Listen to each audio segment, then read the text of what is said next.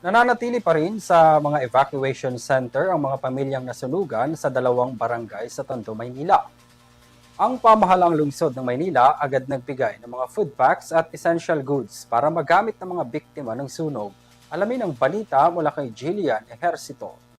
Bilang tugon sa nakaraang sunog sa Tondo, Maynila, nagbigay ng agarang tulong ang lokal na pamahalaan ng Maynila sa higit 300 pamilyang naapektuhan ng sakuna.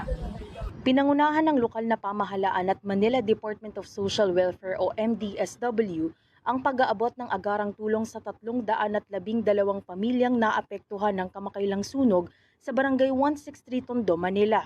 Kabilang sa mga ipinamigay ang family kits at food packs habang nakatanggap din sila ng financial assistance. Naging katuwang ng LGU ang Manila Health Department para sa pagde-deploy ng Health Emergency Response Team o HERT sa Barangay 163 Covered Court Evacuation Center upang masiguro ang maayos na kalusugan ng pamilyang naapektuhan. Nagbigay ang HERT ng ilang serbisyong medikal at health assessment sa mga inilikas bilang bahagi ng pagtugon sa panahon ng sakuna. Matatanda ang umabot sa 5th alarm ang nangyaring sunog noong Martes, July 14, kung saan daan-daang residente ang naapektuhan. Para sa UTV News, ako si Jillian Ejercito, sumasalito sa bawat